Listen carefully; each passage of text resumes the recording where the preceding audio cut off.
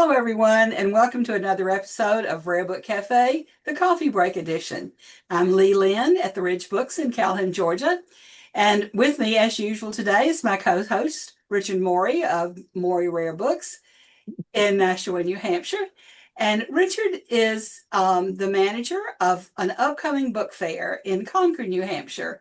And he has with us today a very special guest who is going to be exhibiting at the book fair. So, Richard, I'm going to turn it over to you to. Well, thank you, Lee. It was good to see you, and I'm glad you're safe. And I'm hearing of all kinds of We terrific have had weather bad weather. Yes, we in the have. South, and so we're glad you're safe. We have.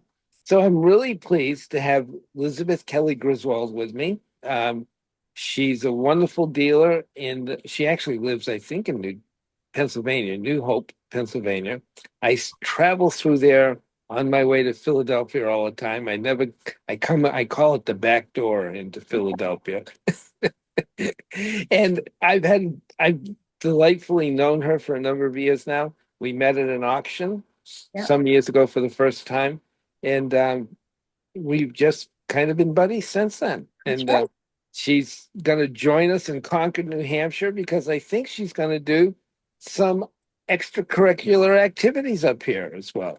Yes, I am. So welcome, Liz. Thank you. Thank you for inviting me. I'm glad to be here today. Yeah, well, we're excited to have you. And actually, I should probably say we're going to have a bunch of other deals. I got people coming from New Jersey, Pennsylvania, New York, I think, Maine, Massachusetts. So we're going to be kind of an eclectic group, if I can use that word.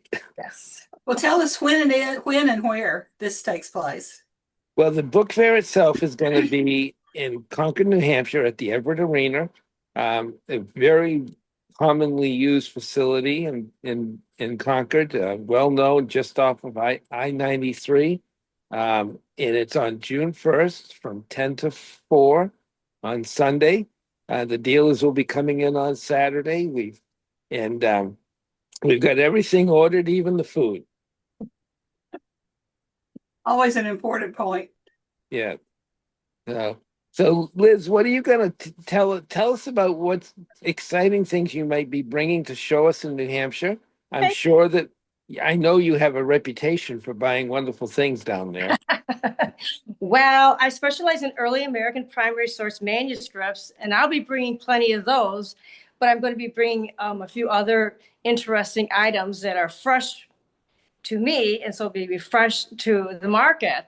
And I'm excited to go to Concord because I have a lot of family history from that area. Matter of fact, my fifth great-grandmother was married there in 1780. So I'll probably do a little side trip of some cemetery hopping and some genealogy.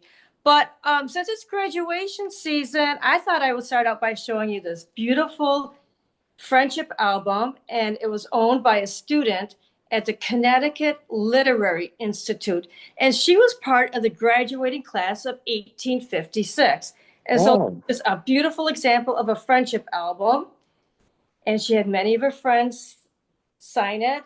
And I believe the school was opened around 1833, but became co-ed in around 1847. Well, that's actually fascinating. That's very early for a co-ed school, is it not?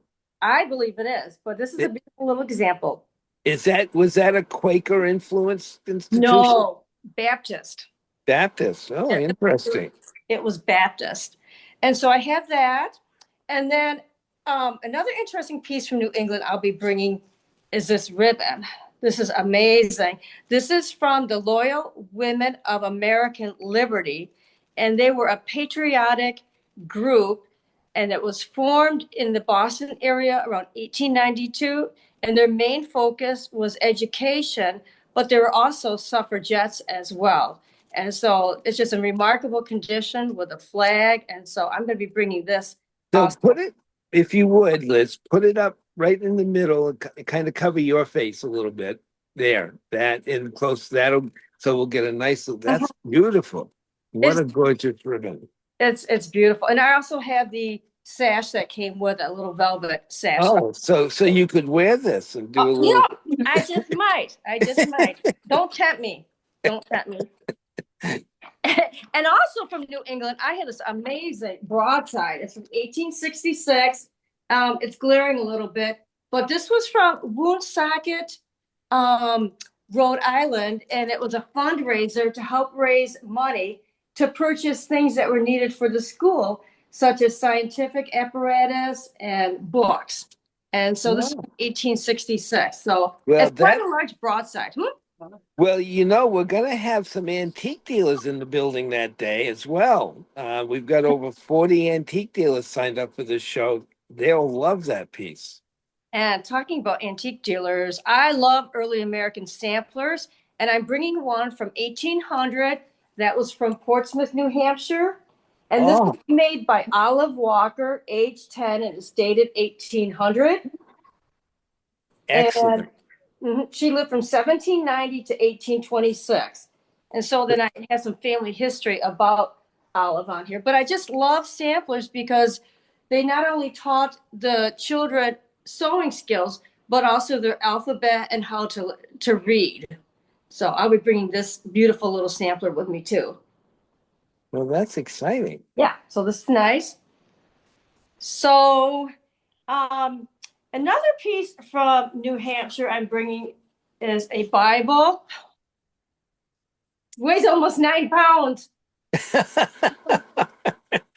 And this was the family Bible of Deacon Francis Appleton, who was born in 1757. And he moved to Dublin, New Hampshire around 1779, 1780. So this is just the family Bible, and it has all sorts of handwritten genealogy. It has a few handwritten letters in it and some little pieces of ephemera. And I found this little note inside where he wrote the births of his siblings, including his sister Elizabeth, who was born September 22nd, 1767. So this is a really nice piece of New Hampshire history. So she was born just a day before me, but only 200 years earlier. So this is glad you made that clear. So this is a really nice Bible. It's very good condition. It's very, very nice. Well, that'll be a hit, I'm sure. And I'm bringing, well, this isn't from New England, but I have to show it. The framed paper doll. Oh, yeah. Those are sweet. This was made in Kentucky in 1857. Both of the girls were identified and their age, so I was able to do some research on the girls. And interesting to note that they both grew up to become historians and authors. So just a little piece of paper doll has now become folk art. And so I just think it's really remarkable piece. It's just so pretty. That is. That's nice. Tilt it. Yeah, there you go. That's better. Yeah. Tilting it back towards you. You're getting some glare from a window. Yes, we don't have any curtains here. It's all there you go. We live in the That's woods. better. You live out in the woods, don't you? We live in the woods, yeah. So this is a beautiful example of schoolgirl art, what I would call that. Yeah. That is. Really pretty. And then I have another little dictionary that came from a family in New Hampshire. This is published in 1794, but it was owned by a family, and his name is there, where he purchased it in 1797, and they were from Nottingham. Yep. Mm-hmm.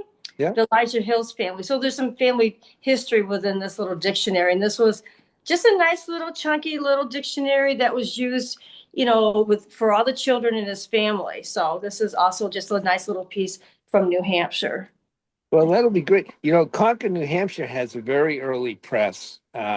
So there's a lot of, as a matter of fact, there's a lot of chapbooks that came out of Concord, New Hampshire. So Merrill was one. There was actually a couple companies, but Merrill was one of them that produced some of the chapbooks and other things from very early 1800s. Well, that's exciting. Interesting. So I have that. And lastly, what I brought with me is just because I'm doing antique dealers and people who like primitives, I have this really pretty little pamphlet, and it's in contemporary wallpaper wraps. And it's just a little collection of hymns. It's not dated, but it's probably 1820 to 1830. But it's just simply beautiful. It's just really pretty. Wraps. That's exciting. Yeah. So I hope some of those pieces stay in New Hampshire. I hope so too. So that they come back home. Yes, but I'll be You're bringing, liable to reliever of some of them, Richard, I know. yeah, but I'll be bringing some early account books, some antiquarian books. So just a nice mix of items at my booth. But I just wanted to highlight just a few of the things. And for those who maybe do like primitives, I have, this is kind of nice. I love these, a little calico covered Yeah. school books. This is like from 1880, but it's a nice little primitive piece. It has a nice little look for people who like to stack books for Yeah. decorations. So this is pretty nice. This one's from Pennsylvania, but just the work that somebody did to actually sew these covers on the books to protect them. Yeah, nice. Oh, those types of things are very popular up here. The nice thing about Pennsylvania too, but New England people are very much in touch with their history and the family histories and the town histories and so you should get a good response to that material. Yeah, I hope so. I mean, I love family history and genealogy. And what I say, I really enjoy digging behind the object. So it's actually the story behind the story, with whether it's provenance on who owned the book or maybe all the names within an early account book. So, yeah. Well, I know in the trade you're well known for that. my lengthy descriptions are. I heard you. Well, I mean, I didn't know if you're going to go into book publishing as well, but No. No. But I tease you. yeah. So Lee, now do you want to come to New Hampshire? I would love to come to New Hampshire, but I also have something I might want to pick y'all's brains about. Okay. I'm planning to do the Getman 5th anniversary virtual fair. Yeah. Weeks. And I was upstairs yesterday in the book room looking for some odd stuff. And I don't know whether I had some cleaning done up there a couple of weeks ago. And I don't know whether the lady that cleans for me, whether this fell out of a book, because I'd never seen it before, but it was just sitting on the shelf. And I dropped a piece on the floor, so let me pick it up. Okay. It is, and it may have a Pennsylvania connection, so Liz may be able to help us with this. Okay, it is 6 pages, handwritten, of what seems to be perhaps a class lecture in a school, and it's titled, "What is the True Object of Education?" And he has that there are two opposing forces in education. This is dated 1898. Mm-hmm. And one of them is culture and the other is utility. And he is big on the culture end of it, on the development of the person through education, and not on the preparation of the person to hold a job or make a living or whatever. But I do have a name, which I haven't been able to find. And his name is either David or Daniel W. Pitts. It's dated May 21st, 1898. But he quotes in here ex-President Hurlburt. And Charles E. Hurlburt was at one time president of the Pennsylvania Bible Institute and then founder of the African Inland Missions. And that's the only Hurlburt I could find that seemed to fit the time period and the ex-president, that fit this. And so I ran the quote from Hurlburt, and AI told me, though Alan and I were not real sure, whether it was accurate, that it was attributed to Hurlburt. But since I had put his name on there, I'm not positive, but I think that's what it is. Sounds really interesting. And it really is interesting, and it's 6 pages long. The last page being an outline of the I'm not sure how well you can see any of this. Mm-hmm. But, and it's extremely legible. I mean, I could transcribe it, without any trouble. But then someone else has gotten hold of it, and you can see.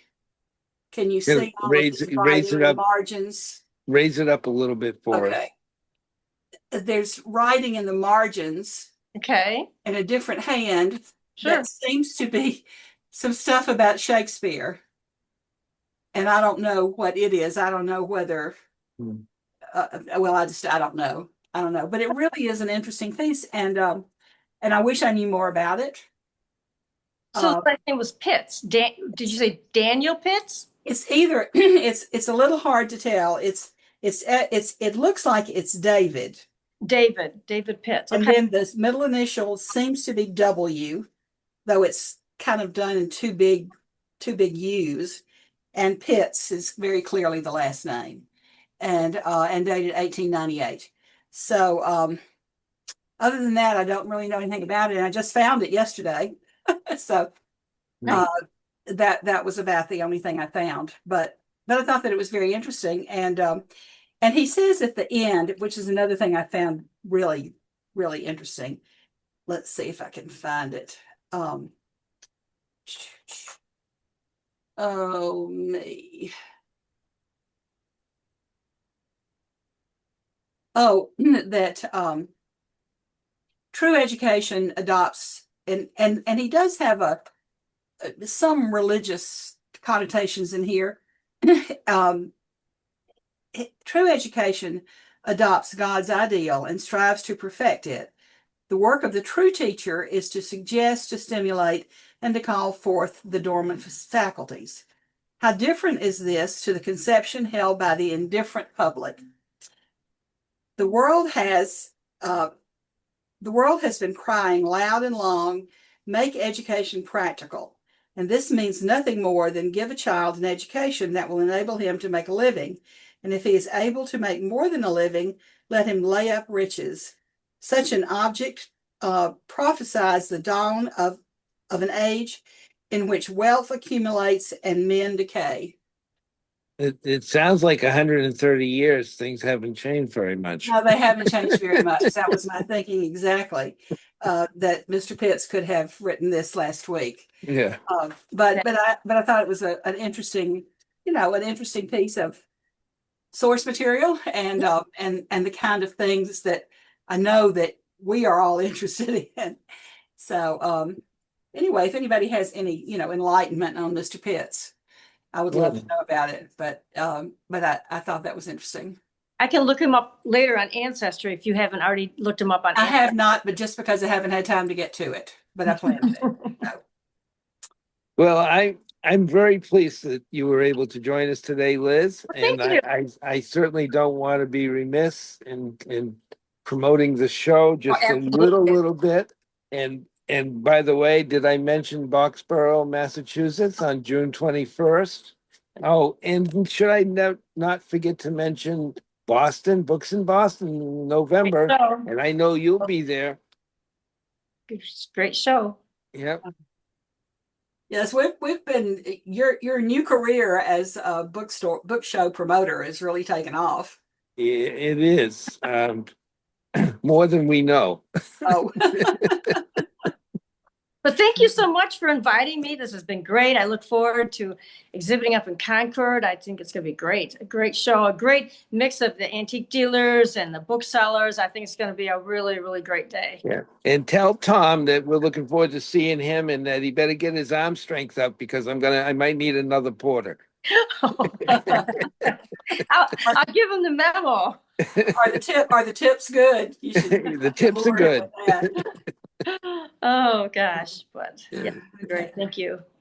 Well, thank you for being with us, and we'll look forward to hearing more about the show and then to get a report on the show when it's over with. And we don't want to forget that you can find Red Book Cafe, where all great podcasts are on Instagram, Facebook, and YouTube. And when you're looking for a mojo, don't forget to get your cup. I'll have to get one. and these are different varieties of them. Yes, we have a variety. Yeah, and also continue looking for our upcoming 100th episode of the Coffee Break Edition. For sure. Which will be soon. So, bye bye everyone, and thanks. Thank you.